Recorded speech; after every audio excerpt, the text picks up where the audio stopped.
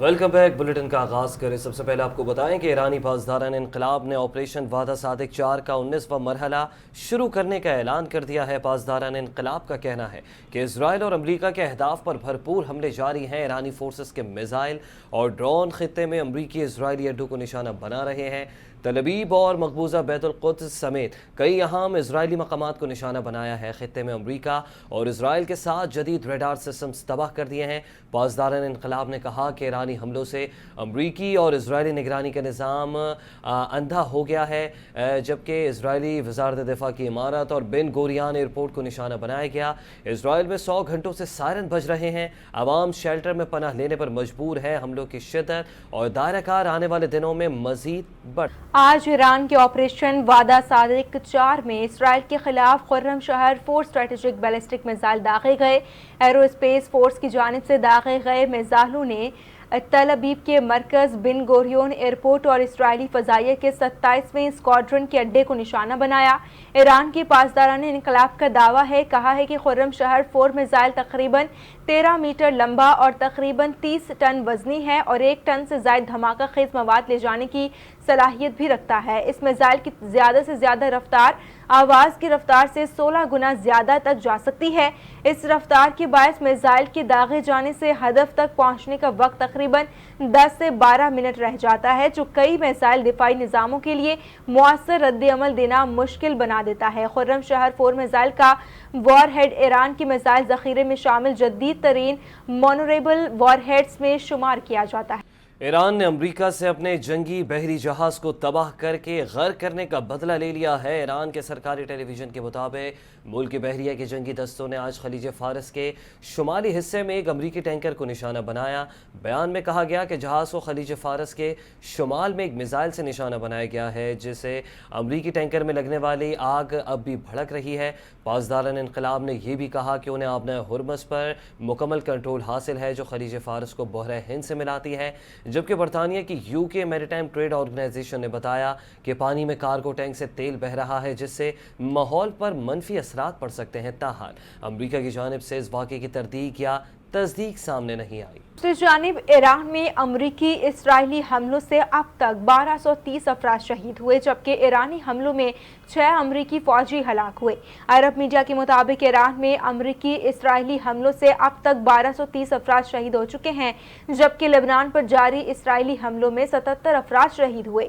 عرب media کی report میں بتایا گیا ہے کہ اسرائیل پر ایرانی حملوں میں 11 افراد ہلاک ہوئے، جن میں 6 امریکی فوجی بھی شامل ہیں۔ عرب میڈیا کے مطابق ایران کی جانب سے متحدہ عرب امارات کی حملوں سے 3 افراد، جبکہ بحرین میں میزائل مار گرانے پر صنعتی علاقوں میں آگ لگنے سے 1 شخص جاں بحق ہوا۔ اس کے علاوہ کویت میں ایرانی حملوں میں 2 کویتی فوجیوں سمیت 4 افراد مارے گئے۔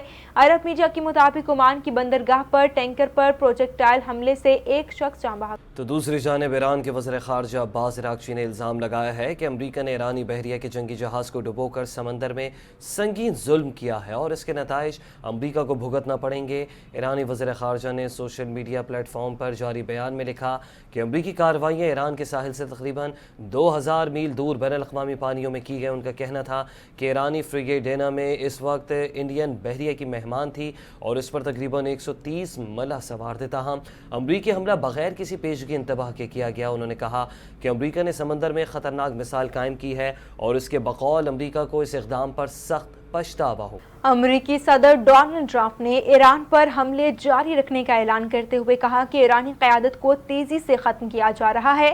ایران میں جو لیڈر بننا چاہتا ہے مارا جاتا ہے۔ امریکی صدر نے راؤنڈ ٹیبل کانفرنس میں خطاب کرتے ہوئے کہا کہ ہم ایران کے معاملے میں بہت مضبوط پوزیشن میں ہیں۔ ایران کے میزائلوں اور لانچرز کا صفایا کیا جا رہا ہے۔ ہم جنگی محاذ پر بہت اچھا کر رہے ہیں۔ صورتحال توقع سے بھی بہتر ہے۔ صدر ٹرمپ نے کہا اگر ہم ایران پر حملہ نہ کرتے تو ایران ہم پر حملہ کر دیتا۔ ایرانی حملے سے پہلے ہم نے ایران پر حملہ کر دیا۔ ایران پر حملہ نہ کرتے تو جلد ایران کے پاس ایٹم بم ہوتا۔ ڈونلڈ ٹرمپ نے کہا کہ ایران اپنے پڑوس پڑوسیوں اور اتحادیوں کو نشانہ بنا رہا ہے۔ جب پاگل لوگوں کے پاس ایٹمی ہتھیار ہوتے ہیں تو بری چیزیں ہوتی ہیں۔ ہم نے ایران میں 47 سال سے جاری قتل عام کو روکا۔ امریکی صدر نے سابق صدر اوباما کی ایران سے جوہری ڈیل پر بھی تنقید کی۔ وزارت اطلاعات و نشریات کے فیکٹ چیکر نے سوشل میڈیا پر گردش کرنے والے ایک نوٹیفیکیشن کو جعلی قرار دے دیا ہے، جس میں دعویٰ کیا گیا تھا کہ پاکستان کی تمام بندرگاہوں کو سیکورٹی صورتحال کے پیش نظر 10 مارچ تک عارضی طور پر بند کر دیا جائے گا۔ وزارت کے مطابق نہ کابینہ ڈویژن نے اور نہ ہی وزارت بحری امور نے کوئی ایسا حکم نامہ جاری کیا اور یہ نوٹیفیکیشن من گھڑت ہے۔ عوام سے درخواست کی گئی کہ ایسی خبروں پر اعتماد نہ کریں، صرف سرکاری ذرائع سے معلومات حاصل کریں۔ دیگر خبروں کو بلیٹن میں شامل کریں۔ وزیر اعلیٰ خیبر پختونخوا سہیل آفریدی کی پشاور میں ایرانی قونصل خانے آمد۔ ایرانی سپریم لیڈر آیت اللہ خامنائی کی شہادت پر ایرانی قونصل جنرل علی بنگفشا خواص سے تعزیت کا اظہار کیا۔ اس موقع پر وزیر اعلیٰ سہیل آفریدی نے کہا کہ ایرانی سپریم لیڈر کی شہادت صرف ایران ہی نہیں بلکہ پوری امت مسلمہ کے لیے بڑا نقصان ہے۔ پاکستان اور خیبر پختونخوا کے عوام اس مشکل اور غم کی گھڑی میں ایرانی عوام کے ساتھ کھڑے ہیں۔ انہوں نے کہا کہ اس وقت امت مسلمہ کی نمائندگی کرنے والے 2 بڑے رہنما تھے، جن میں سے ایک شہید ہو چکا ہے جبکہ دوسرا قید میں ہے۔ بولے تاریخ گواہ ہے کہ یہود و نصارہ نے ہمیشہ مسلمانوں کو تقسیم کیا یا ان پر حملے کیے۔ لاہور میں خواجہ رفیق فاؤنڈیشن کے زیر اہتمام ایران کے سپریم لیڈر آیت اللہ خامنائی کی شہادت پر ایک دعائیہ تقریب اور تعزیتی اجلاس منعقد کیا گیا، جس میں شیعہ اور سنی علماء کرام، معزز شہریوں اور پاکستان مسلم لیگ نون کے کارکنان اور مقامی قیادت نے بڑی تعداد میں شرکت کی۔ تقریب میں آیت اللہ خامنائی کے ایصال ثواب کے لیے خصوصی دعا کی گئی، جبکہ ان کی دینی، سیاسی اور امت مسلمہ کے لیے خدمات کو خراج عقیدت پیش کرتے ہوئے تعزیتی قرارداد بھی منظور کی گئی۔ اس موقع پر خواجہ سعد رفیق اور مختلف شیعہ علماء کرام نے خطاب کرتے ہوئے کہا کہ آیت اللہ خامنائی نے مسلم امہ کے اتحاد، استقامت اور مظلوم اقوام کی حمایت کے لیے اہم کردار ادا کیا۔ مقررین کا کہنا تھا کہ آیت اللہ خامنائی کی خدمات کو ہمیشہ یاد رکھا جائے۔ وزیر اعظم محمد شہباز شریف سے جماعت اسلامی کے وفد نے ملاقات کی۔ امیر جماعت اسلامی حافظ نعیم الرحمن کی قیادت میں وفد نے ملاقات کی۔ امیر جماعت اسلامی کو افغانستان، ایران اور مشرق وسطیٰ اور خلیج کے موجودہ حالات پر ان کیمرہ بریفنگ دی گئی۔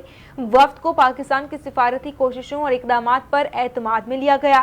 وفد کو ایران اور خلیجی ممالک میں پاکستانی سفارت خانوں کی جانب سے پاکستانیوں کی سہولیات کے لیے اقدامات پر بھی آگاہی دی گئی۔ وفد میں لیاقت بلوچ، میاں محمد اسلم اور آصف لقمان قاضی شامل تھے۔ وزیر اعظم سے گورنر خیبر پختونخوا فیصل کریم کنڈی نے بھی ملاقات کی، جس میں موجودہ سیاسی صورتحال اور خیبر پختونخوا سے متعلق امور پر تبادلہ خیال کیا گیا۔ ملاقات کے دوران ملک کی مجموعی سیاسی صورتحال اور خیبر پختونخوا کے معاملات پر گفتگو کی گئی۔ ملاقات میں نائب وزیر اعظم اور وزیر خارجہ سینیٹر اسحاق ڈار، وفاقی وزراء اعظم نذیر تارڑ، احسن اقبال، عطا اللہ تارڑ، رانا مبشر اقبال، مشیر وزیر اعظم رانا ثناء اللہ اور وزیر مملکت طلعت چودھری بھی شریک تھے۔ چیئرمین پیٹرولیم ڈیلرز ایسوسی ایشن عبدالسمیع خان نے ملک میں پیٹرولیم مصنوعات کی قلت کا خدشہ ظاہر کر دیا۔ انہوں نے کہا کہ ملک میں پیٹرول کی طلب میں اچانک اضافہ ہو گیا اور مختلف پیٹرول پمپس پر قلت شروع ہو گئی۔ ہم نے حکومت کو تجویز دی کہ پیٹرولیم لیوی اور ٹیکسز ختم کیے جائیں اور پیٹرول کی قیمت میں مزید اضافہ نہ کیا جائے۔ کراچی میں اپنی رہائش گاہ پر پریس کانفرنس کرتے ہوئے انہوں نے کہا کہ آئی جی سندھ پیٹرول پمپس کی سیکیورٹی یقینی بنائے۔ حکومت پیٹرولیم ذخائر کی وافر موجودگی کے حوالے سے درست معلومات نہیں دے رہی۔ ڈیلرز کو اوسط فروخت کے مقابلے میں 50% کم پیٹرول فراہم کیا جا رہا ہے۔ مزید کہا کہ حکومت پیٹرول کی قیمت میں مزید بڑا اضافہ کرنے جا رہی ہے۔ اگر یہی صورتحال برقرار رہی تو پیٹرولیم ڈیلرز پیٹرول پمپس بند کرنے پر مجبور ہو جائیں گے۔ خبر یہ ہے کہ پاکستان نے بھارت اور کینیڈا کے درمیان یورینیم سپلائی معاہدے پر تشویش کا اظہار کیا ہے۔ دفتر خارجہ کے ترجمان طاہر حسین اندرابی نے کہا ہے کہ یہ سول نیوکلیئر تعاون میں ایک اور استثناء ہے۔ ترجمان کے مطابق بھارت کا 1974 کا ایٹمی تجربہ ہی نیوکلیئر سپلائرز گروپ کے قیام کا سبب بنتا ہے، جبکہ بھارت نے اپنی تمام سول نیوکلیئر تنصیبات کو بین الاقوامی جوہری توانائی ایجنسی IAEA کی نگرانی میں نہیں رکھا۔ انہوں نے کہا کہ کئی بھارتی نیوکلیئر تنصیبات اب بھی بین الاقوامی معائنے سے باہر ہیں اور بیرونی یورینیم سپلائی بھارت کے جوہری ہتھیاروں کے ذریعے اب اضافے کا باعث بن سکتی ہے۔ ترجمان دفتر خارجہ کا یہ بھی کہنا تھا کہ یہ معاہدہ جنوبی ایشیا کے اسٹریٹجک توازن کو متاثر کر سکتا ہے۔ پاکستان نے سول نیوکلیئر تعاون کے لیے غیر امتیازی اور اصولوں پر مبنی نظام پر زور دیتے ہوئے کہا کہ منتخب استثناء عالمی عدم پھیلاؤ کے نظام کے ساخت کو نقصان۔ اعظم شہباز شریف کی زیر صدارت نیشنل ہائی وے اتھارٹی کی کارکردگی پر اجلاس منعقد ہوا۔ اجلاس میں NHA کی آمدنی میں اضافہ، موٹر ویز اور ہائی ویز پر حفاظتی اقدامات، سروس ایریاز کی بہتری اور دیگر اقدامات کا جائزہ لیا گیا۔ وزیر اعظم نے وزیر مواصلات عبدالعلیم اور ان کی ٹیم کی کوششوں کی تعریف کی۔ اجلاس کو بتایا گیا مالی سال 2025 میں NHA کی آمدنی 66.8 ارب سے بڑھ کر 109 ارب روپے تک پہنچ گئی، جو 63% اضافہ وزیر اعظم کی ہدایت پر ٹول ٹیکس وصولی اور دیگر اقدامات کی وجہ سے ممکن ہوا۔ موٹر ویز پر ایم ٹیک کا استعمال 20% سے بڑھ کر 81% ہو گیا، جبکہ ہائی ویز اور موٹر ویز پر ایکسل لوڈ کی پابندی کی شرح بالترتیب 90 اور 95% تک پہنچ گئی، جس سے حادثات میں کمی اور سڑکوں کی میعاد میں اضافہ ہوا۔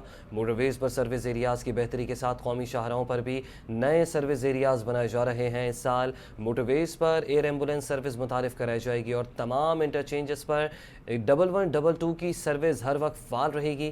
NHA کی اپنی بجٹ سے لیاری ایکسپریس وے ٹھوکر نیاز بیگ N5 اور اسلام آباد مری ایکسپریس وے کی اپ گریڈیشن مکمل ہو چکی۔ وزیر اعظم نے جاری منصوبوں کو مقررہ مدت میں مکمل کرنے کی ہدایت کی۔ سینٹ نے قومی احتساب بیورو ترمیمی بل 2026 کثرت رائے سے منظور کر لیا۔ بل کے متن کے مطابق چیئرمین نیب کی 3 سالہ مدت ایک بار مزید 3 سال بڑھا دی جا سکے گی۔ ہائی کورٹ کے فیصلے کے خلاف 30 دن میں وفاقی آئینی عدالت میں اپیل دائر کی جا سکے گی۔ اپوزیشن نے شور شرابہ کرتے ہوئے بل کی کاپیاں پھاڑ دیں۔ وفاقی وزیر قانون اعظم نذیر تارڑ نے سینیٹر عبدالقادر کے بل کی حمایت کی۔